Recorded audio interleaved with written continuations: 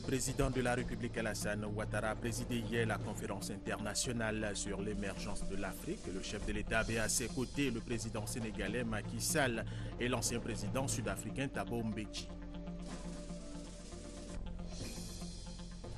Troisième édition du Forum économique Africa-C au Forum à Genève en Suisse. La journée du mardi a été dédiée spécialement à la délégation ivoirienne conduite par le Premier ministre Daniel Kablan-Duncan.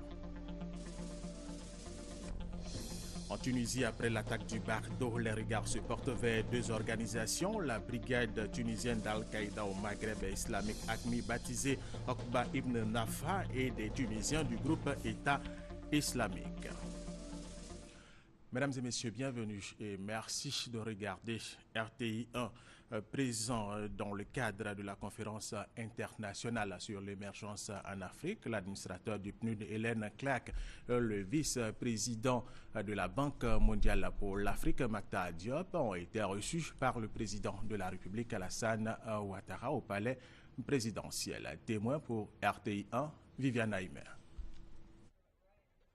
Le PNUD, le Programme des Nations Unies pour le développement, est initiateur avec le gouvernement ivoirien de cette première conférence internationale sur l'émergence en Afrique qui s'est ouverte ce mercredi 18 mars ici à Abidjan. L'administrateur de cette grande agence des Nations Unies, Hélène Clark, a été reçu ce mercredi en fin d'après-midi par le président de la République, Alassane Ouattara, au palais présidentiel. La responsable du PNUD a abordé avec le président de la République des questions relatives à l'emploi des jeunes et à la démobilisation et la réinsertion des ex-combattants de la crise post-électorale, a déclaré que la Côte d'Ivoire est bien partie pour devenir un pays émergent. Elle vient de participer ce matin à l'ouverture avec le président de la conférence sur l'émergence en Afrique, et elle est heureuse de revenir en Côte d'Ivoire après avoir séjourné ici il y a à peu près 18 mois, et heureuse de voir tous les développements tant en termes de stabilité, sécurité et d'amélioration par rapport aux infrastructures au côté social. Et la Côte d'Ivoire a tous les ingrédients pour effectivement être le pays émergent qu'il s'est souhaité aspirer. Et elle souhaite donc, bien sûr, que ceci continue, d'autant plus que tout est tracé pour qu'on puisse accomplir les objectifs assis. Elle a aussi pu discuter et aborder les questions sur la démobilisation des anciens combattants, et vu aussi les progrès qui ont été accomplis ces dernières années par la Côte d'Ivoire. Et elle a pu aussi aborder la question de l'emploi des jeunes et voir avec le président les grands programmes qui vont être lancés prochainement concernant dans ce secteur. La Banque mondiale également partie prenante de cette grande conférence internationale dont elle assure en grande partie le financement. Le vice-président pour l'Afrique, Mactar Diop, a été reçu par le président de la République au palais présidentiel.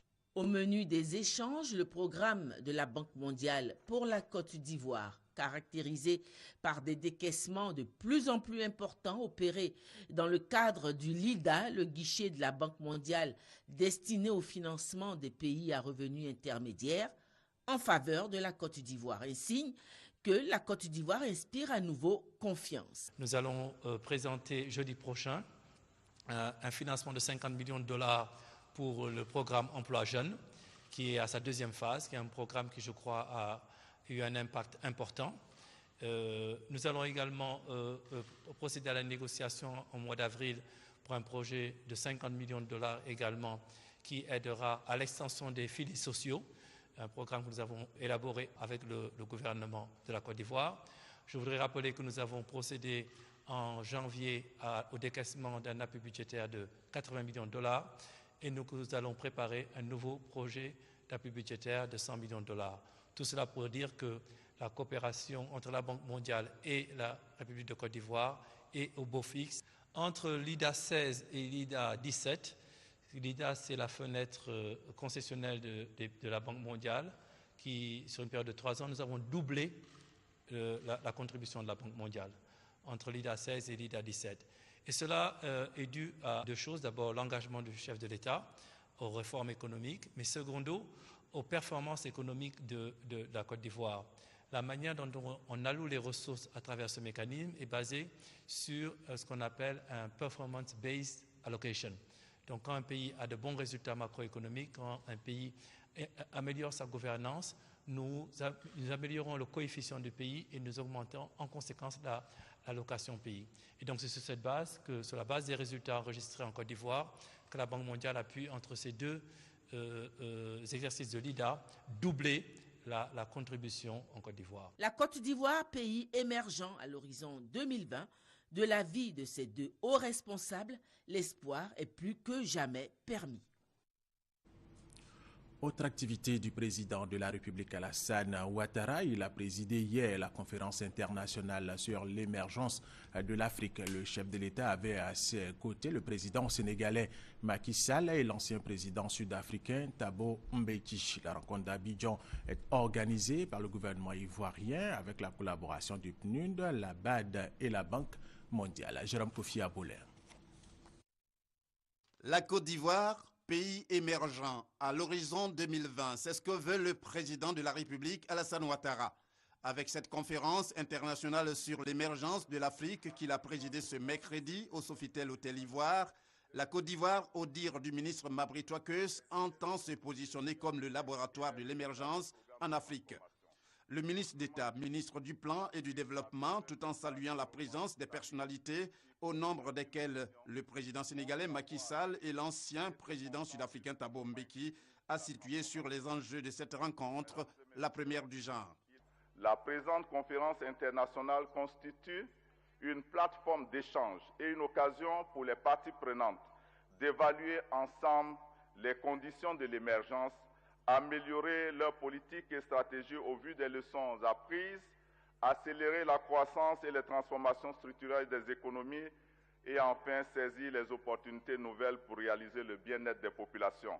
À l'instar de Hélène Clark, administrateur du Programme des Nations Unies pour le développement, PNUD, l'un des organisateurs avec la Côte d'Ivoire en partenariat avec la BAD et la Banque mondiale, le président Macky Sall s'est félicité de l'organisation de cette conférence. Pour le chef de l'État sénégalais, l'émergence est un défi majeur que l'Afrique se doit de relever. Dans une dynamique d'émergence, l'Afrique a besoin d'une mobilisation conséquente de ressources que l'aide publique au développement en baisse constante ne peut satisfaire. C'est pourquoi nous devons travailler à la réforme de la gouvernance économique et financière mondiale pour l'assouplissement des conditions d'accès des pays en développement au marché des capitaux.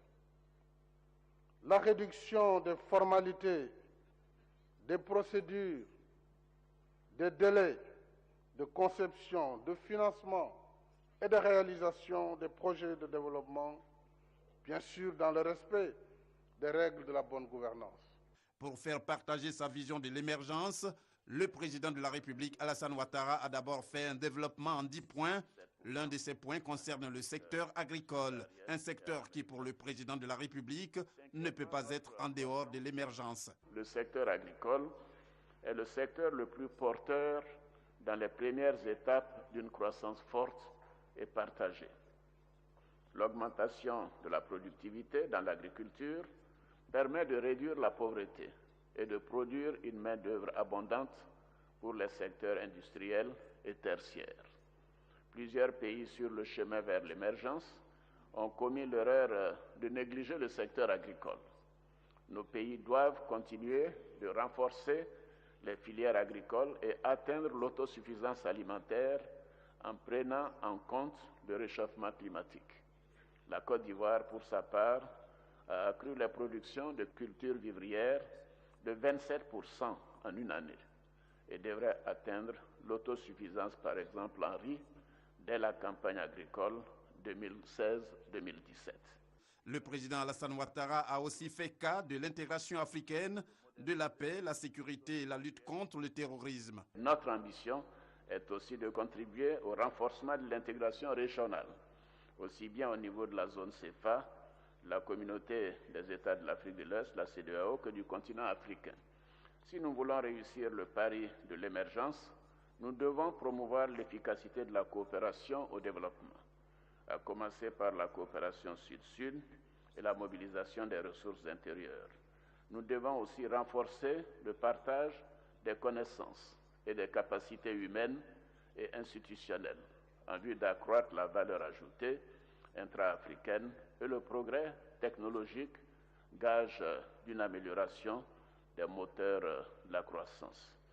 Bien sûr, nous partageons pleinement tous les objectifs 2063 de l'Union africaine. Il nous faudra enfin lutter contre le terrorisme, le trafic des êtres humains, en particulier les femmes et les enfants, et le trafic des marchandises illicites. Après la série d'allocutions, il y a eu un panel de haut niveau.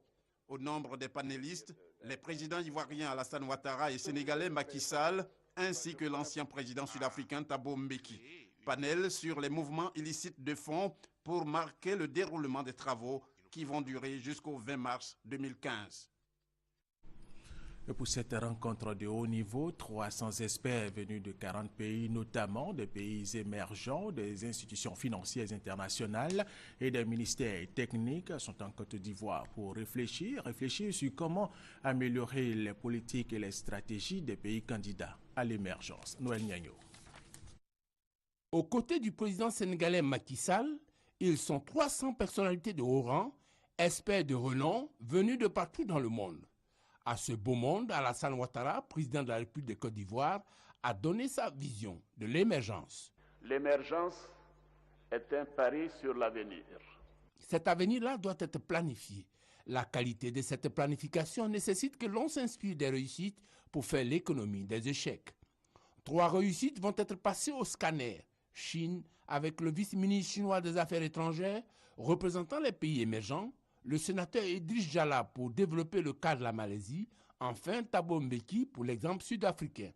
3 exemples qui ont pour dénominateur commun la rigueur, la bonne gouvernance et la priorisation des actes à poser. Si l'on devait dire qu'à 2020, un pays veut atteindre l'objectif de l'accès à l'eau à hauteur de 90%, et pour réduire cela, vous pouvez dire chaque année combien de routes vous pouvez construire, combien d'électrification vous pouvez faire, combien de logements vous pouvez construire et combien cela va coûter. Il faut pouvoir identifier les personnes qui vont mener toutes ces activités. En Malaisie, nous avons identifié les personnes, nous leur avons assigné des indicateurs clés de performance.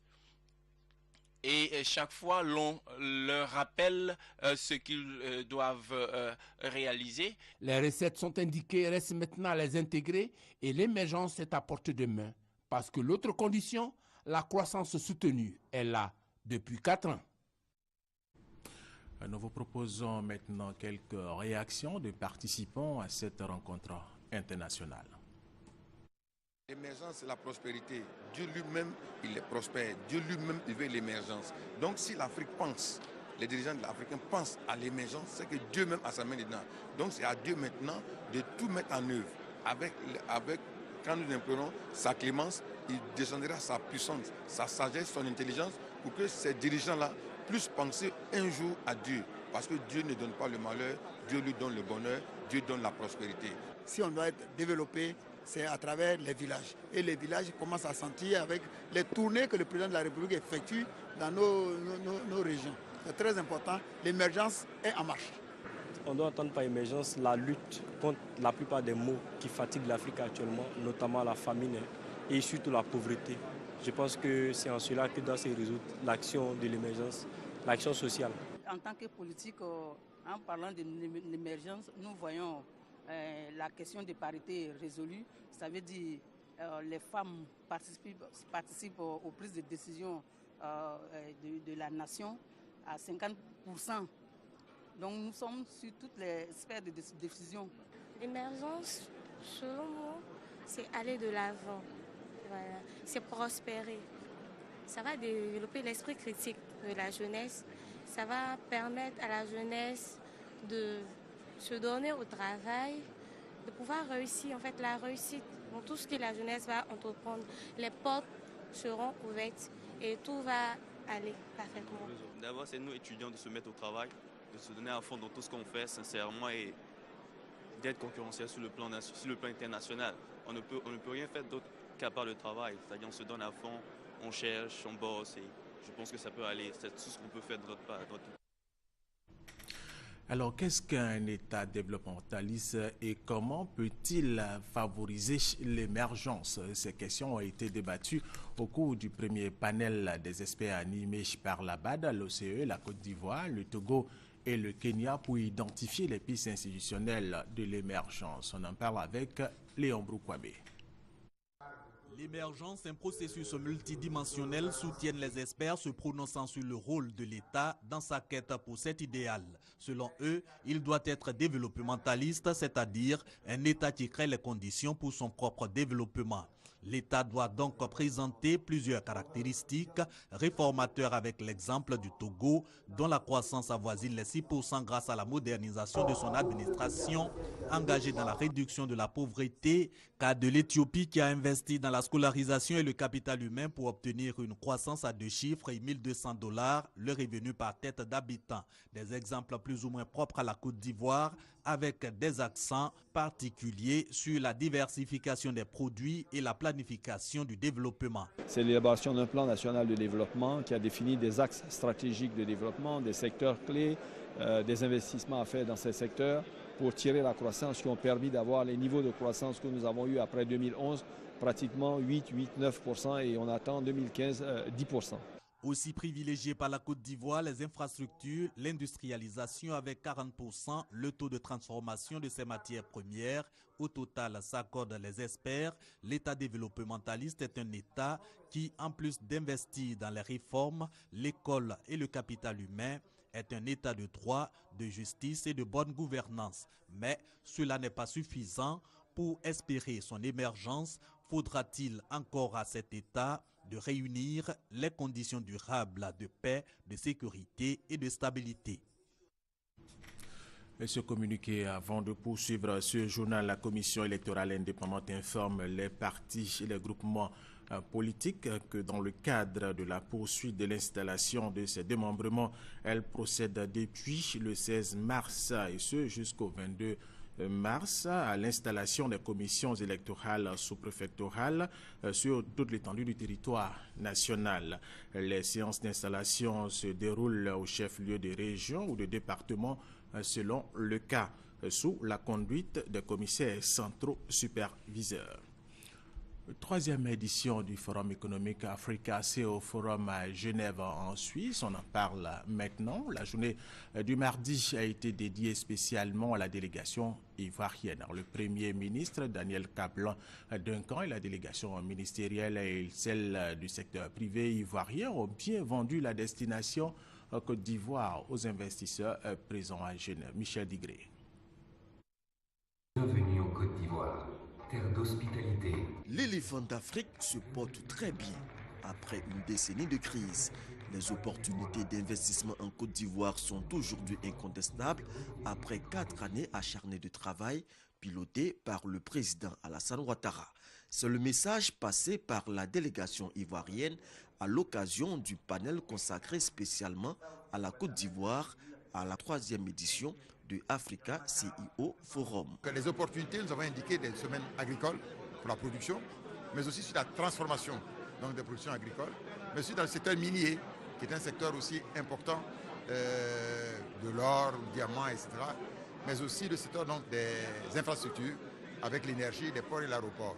En ce qui concerne le point sur lequel j'ai beaucoup insisté, c'est la qualité de la gestion des finances publiques en Côte d'Ivoire. Sur le fait que les finances publiques ivoiriennes se portent bien.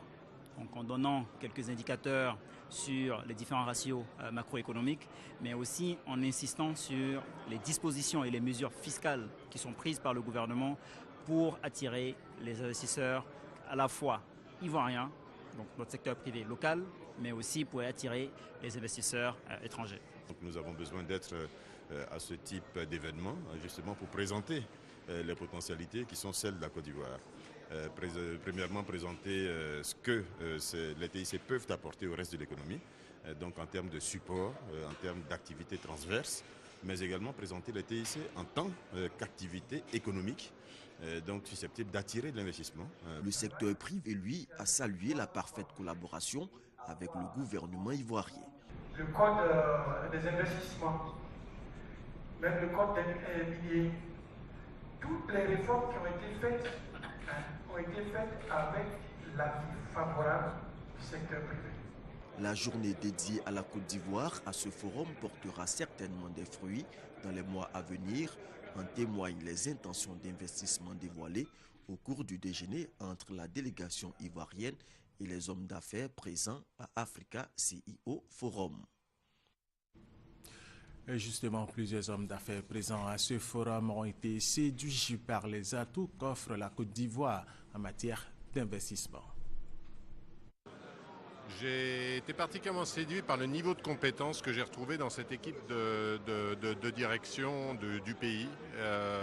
On sent une équipe qui est soudée, on sent une équipe qui a un niveau de vision et de détermination pour remettre la Côte d'Ivoire à la place où elle était, et même au-delà, dans les années qui viennent. Ce qui est très bien aujourd'hui, c'est que la Côte d'Ivoire a su dépasser ses blessures, a retrouvé sa solidarité, qui sait accueillir les gens venant de tout horizon en Afrique et qui accueille aujourd'hui les investisseurs de toutes parts, le secteur privé qui intervient de façon forte dans le développement de ce pays. Ce qui m'a marqué, c'est la profondeur des réformes entreprises en Côte d'Ivoire pour une meilleure attractivité de l'investissement étranger, mais également de l'investissement local, et également la place faite au secteur privé dans le cadre de la concertation, du dialogue entre l'État et le secteur privé pour arriver donc à créer un environnement favorable aux affaires. Nous voulons travailler avec le Côte d'Ivoire, nous sommes en discussion actuellement sur différents projets et en fait ce qui a été dit là n'a fait que confirmer ce que nous pensions en bien en fait de la Côte d'Ivoire. Et tout à fait autre chose, des représentants de l'Alliance des pays producteurs de cacao, la CAPOL, sont en Côte d'Ivoire pour la 77e session ordinaire de leur Assemblée générale annuelle. La rencontre a débuté hier mercredi. Les délégations réfléchissent sur la situation des paiements des contributions et les projets de budget pour l'année cacaoyère 2014-2015 ainsi que le programme d'activité de l'organisation. Guy Roger Nguessan, Jean-Luc Bangou. Un nouveau souffle. Voilà ce qu'est venu chercher à Abidjan l'Alliance des pays producteurs de cacao, COPAL. À l'ouverture de la 77e session de leur Assemblée générale, les différentes délégations du Cameroun, du Gabon, du Ghana, du Togo et de la Côte d'Ivoire ont réaffirmé leur désir de maintenir en vie l'organisation à l'agonie. 53 ans après sa création à Abidjan, l'Alliance des pays producteurs de cacao souffre aujourd'hui de problèmes organisationnels et financiers. L'enjeu de cette Assemblée générale, c'est la survie même de l'Alliance, de cette organisation qui connaît des difficultés majeures en termes de paiement des contributions, en termes de fonctionnement. Donc vraiment le principal enjeu, c'est comment faire pour que la structure puisse vraiment survivre et remplir les missions qui lui ont été définies. La COPAL représente 72% de la production mondiale de cacao et constitue un instrument de promotion et de développement de la culture cacaoyère. Un atout que Jean-Louis Billon, ministre du Commerce, de l'Artisanat et de la promotion des PME, par ailleurs président de l'Assemblée générale, veut voir davantage mis en exergue. Tout le monde s'accorde sur l'importance de la COPAL et son utilité pour les pays producteurs de cacao. Elle constitue en effet une plateforme de concertation et d'échange, propice à la mutualisation des efforts déployés par les uns et les autres pour assurer la durabilité de l'économie cacaoyère des États membres. Cette 77e session ordinaire de l'Assemblée générale de la COPAL, qui se tient sur 3 jours, est donc cruciale pour la survie de l'Alliance et pour la durabilité de l'économie cacaoyère. Autre sujet, parlons du pont de Jacquesville qui sera inauguré samedi prochain par le président de la République, Alassane Ouattara. Les femmes, membres de la coopérative des femmes du vivrier de Jacquesville, spécialisée dans la fabrication de la ticket, attendent beaucoup de ce pont qui sera inauguré samedi prochain. En prélude à la visite d'État du président de la République Alassane Ouattara dans les districts du Denguélé et du Worobar, le ministre des Infrastructures économiques Patrick Achi a visité les grands chantiers en cours de réalisation dans les régions du Kabadougou, du Folon et du Bafing pour se rendre compte justement de l'état d'avancement des travaux. Brahima Doubia, RT Boaké. La visite d'État du président de la République dans les régions du Kabadougou, du Folon et du Bafing se prépare activement. Pour se rendre compte de l'état d'avancement des travaux, une délégation conduite par le ministre des Infrastructures économiques s'est rendue à Odiéné, Minignan, Béléban et Touba. Cette visite de terrain a permis d'échanger avec les populations afin de réserver un accueil chaleureux et populaire au président Alassane Ouattara. Les chantiers de bitumage, de construction de châteaux d'eau, de rénovation du stade Mamadou Koulibaly, de construction de ponts métalliques entre Béléban et la Guinée, d'ouverture de voies, de la nouvelle préfecture d'Odiéné et de la résidence présidentielle ont été visités. Le ministre des Infrastructures économiques, Patrick Achi, a salué la qualité du travail. À Odiéné, les ministres, le corps préfectoral et les élus locaux ont échangé avec les autorités traditionnelles appelées Kabla. Ils ont invité les chefs à s'impliquer dans la mobilisation.